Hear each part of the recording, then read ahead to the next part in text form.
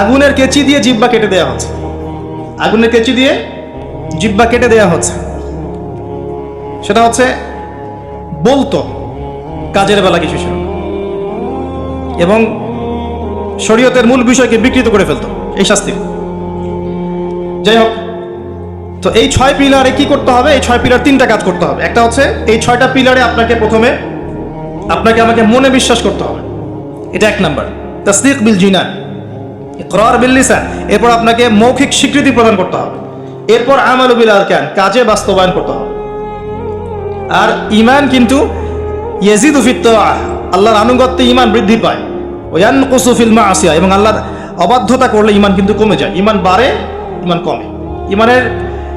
ঈমানের 6টা পিলারকে আবার 3টা কাজ করতে হবে: মনে বিশ্বাস, মুখে স্বীকৃতি, কাজে বাস্তবায়ন। কাজে বাস্তবায়ন করতে গেলে আপনি অনেক সময় ভুল করে ফেলতে পারেন, গুনাহ করে ফেলতে পারেন।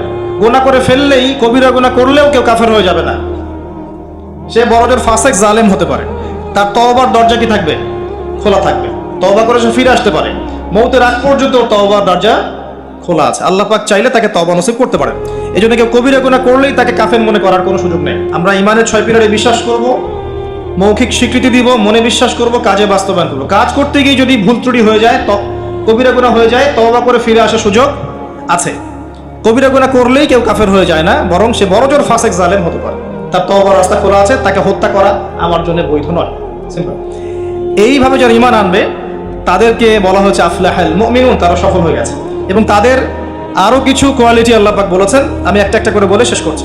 আল্লাহ পাক বলেছেন আল্লাযীনা হুম ফি সলাতিহিম খাশিউন।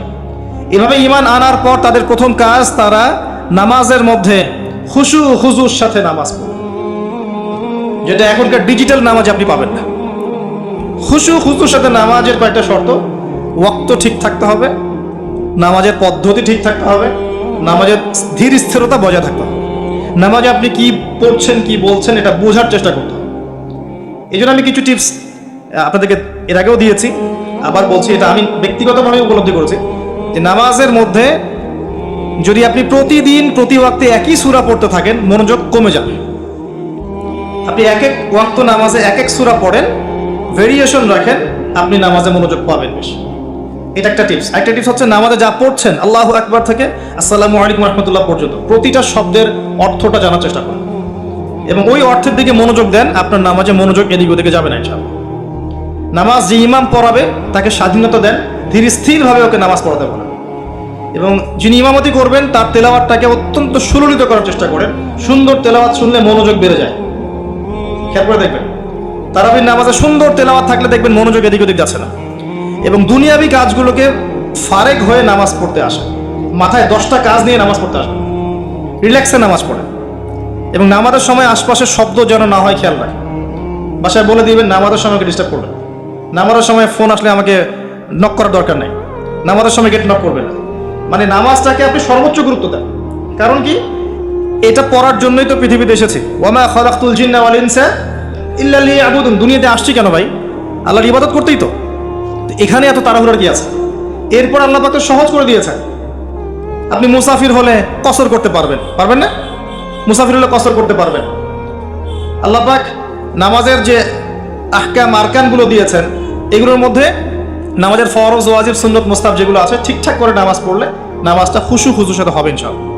আল্লাহ পাক আমাদের সবাইকে খুশু খুজুর সাথে 5 ওয়াক্ত নামাজি বানিয়ে দিন, আল্লাহুম্মা আমিন। আর মুকিম যারা থাকবেন, চেষ্টা থাকবে জামাত ধরার জন্য। এটা ব্যক্তিগত উপলব্ধি আমার। জামাতে সালাত পড়লে যেরকম মনোযোগ আসে, মনটা তৃপ্তি হয়, বাসায় নামাজ পড়লে সেটা হয় না। এটা হয় না। নামাজ জামাতে যখন যাব, ওযু করলাম, ইবাদত, পায়ে হেঁটে যাচ্ছি, গুনাহ মাফ হচ্ছে, সবার সাথে দেখা সাক্ষাৎ হয়, প্রথম কাতারে দাঁড়ানোর সুযোগ হয়, আপনার ইমামতি করলে মনোযোগ আরো বেশি থাকে, নামাজের পরে বসে জিকির আজকার করার সুযোগ হয়, নামাজের পরে আবার 2-1টা হাদিস পড়ার সুযোগ হয়। পুরো কাজটা মিলে কিন্তু দেখবেন মনটা কি বলবো, প্রশান্তিময় হয়ে ওঠে। বাসায় একা একা ঠিকঠাক নামাজ পড়লে এটা হয়ে ওঠে না। তবে কিছু নামাজ বাসায় পড়তে নবীজি বলেছেন, এতে করে বাসায় রহমত বরকত নাজিল হবে। অনেকে প্রশ্ন করে, স্বামী স্ত্রী কি একসাথে নামাজ পড়তে পারবে? স্বামী স্ত্রী একসাথে সিনেমা দেখতে পারবে, নামাজ পড়তে পারবে নাকি? এগুলো প্রশ্ন করে। স্বামী স্ত্রী কি একসাথে নামাজ পড়তে পারবে? নামাজ পড়েন না বলেই তো এই সমস্যা। স্বামী স্ত্রী একসাথে মাঝে মাঝে নামাজ পড়বেন, মাঝে মাঝে নফল নামাজ পড়বেন একসাথে, এতে করে দেখবেন মহব্বত বাড়ছে, পরিবারের শান্তি বাড়ছে। স্বামী স্ত্রী একসাথে সারা দুনিয়া ঘুরে বেড়ায়, বেপর্দা হয়ে ফেসবুকে ছবি দেয়, এগুলো করতে পারবে? নামাজ পড়তে পারবে? জিজ্ঞাসা করছে, এখন প্রশ্ন করছে। আল্লাহ পাক বোঝার তৌফিক দান করুন, বোধ শক্তি দান করুন। ঈমান আনার পর প্রথম কাজ কি ভাই? সালাত। এরপর আল্লাহ পাক বলছে ওয়াল্লাযীনা হুম আনিল লাগwi মু'রিদুন, যারা অনর্থক কথা এবং কাজ থেকে দূরে থাকে, অনর্থক অহেতুক ফাহেসা কথা এবং কাজ থেকে দূরে থাকে, এরা হচ্ছে মুমিন, সফল হচ্ছে। খেয়াল করে দেখবেন আমাদের জীবনের বেশিরভাগ কথা এখন অনর্থক হচ্ছে, অহেতুক। অহেতুক গীবত, অহেতুক তহমত, অহেতুক সমালোচনা। 3-4 জন একসাথে বসলেই গীবত। যে ব্যক্তি কিছু বোঝেই না, সে পলিটিক্স নিয়ে কথা বলা শুরু করলো, ইকোনমিক্স নিয়ে কথা বলা শুরু করলো, দেশ নিয়ে, রাষ্ট্র নিয়ে। কত বুদ্ধি তার, মাশাআল্লাহ, অথচ সে এসবের ধারই ধারে না, জ্ঞানের কোনো ধারই ধারে না। এই জ্ঞান তার মধ্যে নাই। এমন কেউ নাই যে সব বিষয় নিয়ে কথা বলার চেষ্টা করে না। সবাইকে সব বিষয়ে কথা বলতে হবে না তো, যে বিষয়ে দক্ষ সে সেই বিষয়ে কথা বলবে। তো আমরা কিন্তু কথা খুব বেশি বলি, অহেতুক কথাবার্তা, অহেতুক কাজ। দেখবেন অহেতুক কাজে আমাদের যুব সমাজ সময় নষ্ট করছে। ঘুম থেকে ওটা থেকে শুরু করে দেখেন, অহেতুক আড্ডা মারবে, অহেতুক বাইক নিয়ে ঘুরছে মেয়ের পিছনে, অহেতুক বান্ধবীর পিছনে ঘোরা, দেখবেন অহেতুক আড্ডা মারা, কফি শপে বসে থাকা, অনলাইনে সারাদিন অনলাইনে স্ক্রল করতে থাকা, অহেতুক দেখবেন বসে বসে গেমস খেলছে, যে গেমসের কোনো মূল্যই নাই, সময় নষ্ট করছে নিছক মনোরঞ্জনের জন্য। এরকম প্রচুর কাজ। মেয়েদেরকেও দেখেন সেম কাজ করছে, সারাদিন দেখবেন ওই সাজুগুজু নিয়ে পড়ে আছে, অহেতুক সিরিয়াল দেখছে বসে বসে, ঘন্টা পর ঘন্টা চলে যাচ্ছে, রিমোট নেওয়াই যায় না হাত থেকে। সারাদিনের সব কাজ আগে শেষ করে সন্ধ্যার সময় বসতেই হবে, সন্ধ্যা থেকে রাত 10টা সিরিয়াল, 10টা সিরিয়াল দেখে শেষ করবে। তারপর বাঘের মুখ থেকে খাবার কেড়ে নিয়ে আসতে পারবেন, কিন্তু আপনার স্ত্রীর হাত থেকে রিমোট নিতে পারবেন না। মানে সবই অহেতুক। খেয়াল করে দেখবেন প্রচুর কাজ আমরা করি, নিছক অহেতুক কথার কাজ। আল্লাহ পাক বলেছেন মুমিনদের সবচেয়ে বড় বৈশিষ্ট্য হচ্ছে তারা অহেতুক কথা এবং কাজ এড়িয়ে চলবে। কথা বললে দিনের কথা বলবে, আল্লাহর কথা বলবে, রাসূলের কথা বলবে। যে কথায় কোনো উপকার আছে এমন কথা বলবে, যে কথায় নিজের বা নিজের পরিবারের, নিজের দেশের, নিজের জাতির, নিজের উম্মার উপকার হয়, দিনের খেদমত হয়, এমন কোনো কথা বলবে বা কাজ করবে। আর যদি কোনো জায়গায় বসে দেখেন অহেতুক কথা কাজ হয়ে গেছে, সেক্ষেত্রে ওঠার আগে অবশ্যই এই দোয়াটা পড়বেন, সুবহানাকা আল্লাহুম্মা বিহামদিকা আশহাদু আল্লা ইলাহা ইল্লা আনতা আস্তাগফিরুকা ওয়া আতুবু ইলাইক। আশা করা যায় ওই বৈঠকে আপনি যে অহেতুক কথাগুলো বলেছেন এটা মাফ হয়ে যাবে ইনশাআল্লাহ। তো আল্লাহ পাক আমাদের সবাইকে অনর্থক কথা এবং কাজ থেকে বেঁচে থাকার তৌফিক এনায়েত করুন, আমিন। এরপর আল্লাহ পাক বলেছেন ওয়াল্লাযীনা হুম লিযাকাতি ফাঈলুন, যারা যাকাত আদায় করে। এখানে যাকাতের দুইটা অর্থ। একটা হচ্ছে মালের যাকাত প্রদান করা, নিসাব পরিমাণ সম্পত্তি থাকলে 2.5% যাকাত দিবে। যাকাত দেন তো? শুধু যাকাতটা যদি আমরা কালেক্ট করতে পারতাম, আমাদের সমাজে দারিদ্রতা বলে কিছু থাকতো না। শুধু যাকাতটা যদি আমরা সংগ্রহ করতে পারতাম সবাই, আর আমরা যদি দিতাম। আমরা অনেকে নামাজ পড়ি, যাকাত দেই না। রমজান মাসে তারাবির নামাজে এসে অনেক বড় বড় বাহাদুরি দেখাই, যাকাতটা আদায় করি না। বহু মানুষ আছে আমরা যাকাত দেই না। এমন অনেক মানুষ আছে আমাদের সমাজে যাদের এক একজনের যাকাতের টাকা দিয়ে শত শত মানুষের কর্মসংস্থান করা সম্ভব, জানেন? এমন অনেক মানুষ আছে আমাদের দেশে। আমরা বলি না যে আমরা মধ্যম উন্নয়ন অগ্রগতি দেশ, এটা বলছি না এখন, কিন্তু উন্নয়নশীল দেশ হলে আমাদের মধ্যে এমন অনেক মানুষ আছে যাদের সম্পদ মাশাআল্লাহ ওই আকাশের চূড়ায় পৌঁছে গেছে। যাকাত নেন, দেখবেন অনেক কিছু করা সম্ভব। স্বেচ্ছায় যাকাত দেওয়ার মানসিকতা তৈরি করে, এটা ফরজ জিনিস, নফল নয়। এটা একটা অর্থ। নিসাব পরিমাণ সম্পদ থাকলে যাকাত দিয়ে দিন। যদি যাকাত না দেন, সূরা তাওবা পড়ে দেখেন আপনার জন্য কি শাস্তি অপেক্ষা করছে। সম্পদ গলিয়ে কপালে, গালে, পিঠে সব জায়গায় আল্লাহ পাক লেপটে দিবেন, দিয়ে বলবে হাযা মা কানাসতুম লিআনফুসিকুম, এটাই সেই সম্পদ যা তুমি তোমার জন্য জমিয়ে রেখেছিলে। ফাযুকুল আযাব বিমা কুনতুম তাকনিসুন, আজকে স্বাদ ভোগ করো, আযাব চাখো, যে সম্পদ তুমি সঞ্চয় করেছিলে এর স্বাদ তুমি চেখে দেখো। আল্লাহ পাক আমাদেরকে যাকাত প্রদান করার তৌফিক দান করুন, আমিন। যাকাত এবং ইসলামিক ইকোনমিক্স নিয়ে আমি ইনশাআল্লাহ ডিটেইলস কোন একটা লেকচার আলোচনা করব ইনশাআল্লাহ। আরেকটা অর্থ হতে পারে যাকাতের, হতে পারে না এটা অর্থই অন্যান্য অনেক ওলামায়ে কেরাম বলেছেন। এখানে যাকাত আরেকটা অর্থ হচ্ছে আত্মশুদ্ধি, মনটাকে পবিত্র করা। আর আত্মশুদ্ধি অর্জন হবে কিছু কাজে, আমি আবারও বলছি, আত্মশুদ্ধি অর্জন হবে নামাজ বেশি বেশি করে পড়লে এবং নফল নামাজ বাড়িয়ে দিলে, আল্লাহর জিকির বেশি বেশি করে করলে, তাসবিহ তাহলিলগুলো বাড়িয়ে দিলে, সকাল সন্ধ্যায় জিকির করলে, আল্লাহ পাকের কাছে বেশি বেশি দোয়া করলে, বেশি বেশি মৌতের কথা স্মরণ করলে, ইয়েতিমের মাথায় হাত বোলালে, মানব সেবামূলক কাজ করলে, জনগণের কল্যাণ হয় এমন কাজ করলে মন নরম হবে, সফট হবে ইনশাআল্লাহ। এবং মন যত নরম হবে তত বেশি আল্লাহর নূর সেখানে আসবে।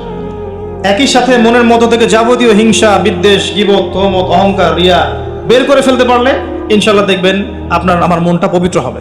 এটাই হচ্ছে তাজকিয়া। আল্লাহ বলেছেন কদ আফলাহা মান যাক্কাহা ওয়া কদ খাবা মান দাসাহা। অন্য সূরা বলেছেন কদ আফলাহা মান তাযাক্কা ওয়া যাকারা ইসমা রাব্বিহি ফাসাল্লা। আল্লাহ পাক আমাদের সবাইকে আত্মশুদ্ধি অর্জন করার তৌফিক এনায়েত করুন, আমিন। এরপর আল্লাহ পাক বলেছেন ওয়াল্লাযীনা হুম লিফুরুজিহিম হাফিজুন, যারা লজ্জাস্থানের হেফাজত করে। নারী পুরুষ উভয়ের জন্য লজ্জাস্থানের হেফাজতের কথা বলা হয়েছে। আর নারীদের ক্ষেত্রে তাদের পুরো দেহই লজ্জাস্থান, আর পুরুষের সতর আপনারা জানেন। এখানে বৈধ সম্পর্কের বাইরে যত অবৈধ সম্পর্ক আছে সব কিছু থেকে দূরে থাকতে বলা হয়েছে। আপনার চোখের জেনা, মনের জেনা, হাতের জেনা, পায়ের জেনা, সমস্ত জেনা এবং সত্যিকারের জেনা সব কিছু থেকেই দূরে থাকতে বলা হয়েছে। আর লজ্জাস্থান পবিত্র রাখার সবচেয়ে শ্রেষ্ঠ মাধ্যম হচ্ছে পবিত্র স্ত্রীকে বিয়ে করা, বিয়ে শাদী করে নিজের ইজ্জতটাকে হেফাজত করা। এবং এটা প্রাপ্তবয়স্ক হয়ে গেলেই করে ফেলা উচিত। যত ডিলে করবেন পাপ বাড়তে থাকবে। এবং গার্ডিয়ানদের উচিত, যদি একটা রিজিকের ব্যবস্থা হয়ে থাকে সন্তানের, বয়স হয়ে গেলে বিয়ে দিয়ে দেওয়া ছেলে আর মেয়ে, যাতে করে ওরা পবিত্র জীবনযাপন করে, অবৈধ সম্পর্কগুলো থেকে বেঁচে থাকে। আবার অনেক সময় দেখা যায় যে আমরা বিয়ের পরেও যে পরকীয়া, তারপরে আপনার ব্যভিচার, পতিতালয়ে যাওয়া, ঠিক আছে, নারী পুরুষের অবাধ মেলামেশা, এগুলোও কিন্তু জেনার অন্তর্ভুক্ত। এগুলো লজ্জাস্থানের হেফাজতের খেলাফ। আর দুটা কথা বলে আল্লাহ পাক শেষ করেছেন এই প্রথম দিকের আয়াতগুলো। আল্লাহ পাক বলেছেন ওয়াল্লাযীনা হুম লিআমানাতিহিম ওয়া আহদিহিম রাউন, মুমিন তারা যারা আমানত রক্ষা করে এবং ওয়াদা রক্ষা করে। আমানত আর ওয়াদা, কিয়ামতের আলামত, কিয়ামত কবে হবে সাহাবীরা জিজ্ঞাসা করছেন। নবীজি বলছেন যখন আমানতের খেয়ানত করা হবে। সাহাবীরা বলছেন আমানতের খেয়ানত কিভাবে হবে? নবী সাল্লাল্লাহু আলাইহি ওয়াসাল্লাম বলছেন যখন অনুপযুক্ত ব্যক্তিকে দায়িত্ব প্রদান করা হবে বিভিন্ন সেক্টরে, তখন বুঝে নেবে এটাই সেই যুগ। ফান্তাজির সাআ, কিয়ামতের অপেক্ষা করতে থাকো। আমানত কি জিনিস? কথা দিলাম রাখলাম না, ওয়াদা করলাম খেলাফ করলাম, কথা বললাম মিথ্যা বললাম, প্রতিশ্রুতি দিলাম ভঙ্গ করলাম, সব আমানতের খেয়ানত। সবচেয়ে বড় আমানত কি জানেন? কোরআন এবং সুন্নাহ। আল্লাহ পাক এই কথাটা সূরা আহজাবে বলেছেন, ইন্না আরাদনা আল-আমানাতা আলা সামাওয়াতি ওয়াল আরদ ওয়াল জিবাল ফাআবাইনা আন ইয়াহমিলনাহা ওয়া আশফাকনা মিনহা ফাহামালাহা আল-ইনসান। এই যে কোরআন সুন্নাহ ইসলাম শরীয়ত, এই আমানতটাকে আমি আসমান জমিন পাহাড়ে দিতে চেয়েছিলাম। ফাআবাইনা আন ইয়াহমিলনাহা, তারা অস্বীকার করেছে, আমরা পারবো না। ফাহামালাহা আল-ইনসান, মানুষ সেটা বহন করেছে। হ্যাঁ আমি পারবো। মানুষ বলেছে কি আমি পারবো, দেন আমাকে দায়িত্ব দেন। আমরা যে দায়িত্ব চেয়ে নেই না, আমাকে দায়িত্ব দেন, আমাকে দায়িত্ব দেন, আমি পারবো। মানুষ এই কথা বলেছিল। আল্লাহ পাক বলেছেন ওয়া কানাল ইনসান যালুমান জাহুলা, মানুষ বড় জালেম আর জাহেল। আবু যার রাদিয়াল্লাহু আনহু কে নবী সাল্লাল্লাহু আলাইহি ওয়াসাল্লাম বলছেন যে তুমি মানুষের দায়িত্ব নিতে যেও না, যদি তোমাকে দুইজনের দায়িত্ব দেওয়া হয় যেন তোমাকে ছুরিবিহীন জবাই করে ফেলা হয়েছে। কঠিন জিনিস। মানে যার যে সেক্টরে দায়িত্ব আছে, পরিবারে, সমাজে, আরো বড় জায়গায়, ইকোনমিক সেক্টরে, তাকে ওই সেক্টরে জিজ্ঞাসাবাদ করা হবে। পুরো বিষয় ক্লিয়ার না হওয়া পর্যন্ত পুলসিরাত পার হতে দেওয়া হবে না। আর যদি দায়িত্ব পাওয়ার পরে তার দ্বারা খেয়ানত হয় এবং অন্যের উপর জুলুম হয়ে থাকে, তাহলে মাজলুমদেরকে দাঁড় করানো হবে যতক্ষণ না তাদের অধিকার ফিরিয়ে দেওয়া হয়। কিভাবে?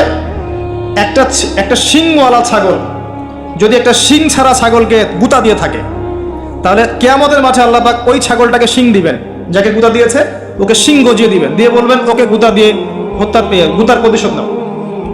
এই হলো কিয়ামতের মাঠ। আল্লাহ পাক আমাদেরকে বোঝার তৌফিক দান করুন আমানত কি জিনিস, এবং ওয়াদা রক্ষা করার তৌফিক আল্লাহ পাক আমাদের সবাইকে দান করুন, আমিন।